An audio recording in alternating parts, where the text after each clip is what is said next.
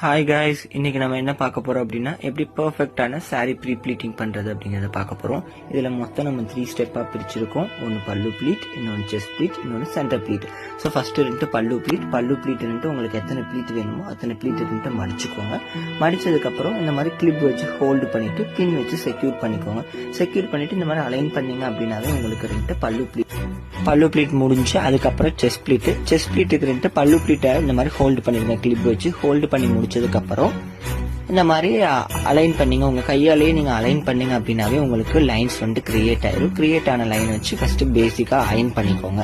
So ஒரு pressure கொடுத்து iron பண்ணி முடிச்சதுக்கு அப்புறம் நமக்கு பல்லு அதாவது செஸ்ட் ப்ளீட் அதிகமா தேவைப்படும். அப்படிங்கறதுனால அந்த கிளிப்பை ரிமூவ் பண்ணிட்டு இழுத்தீங்க அப்படின்னாவே அதுவே ஆட்டோமேட்டிக்கா லைன் மாதிரி கிரியேட் ஆயிரும்.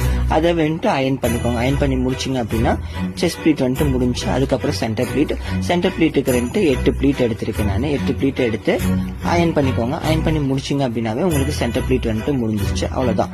ஈஸியா நம்ம சாரி ப்ரீ ப்ளீட்டிங் பண்ணியாச்சு. இது மாதிரி நிறைய வீடியோஸ் வேணும் அப்படின்னா ஃபாலோ பண்ணுங்க. Krishna make over.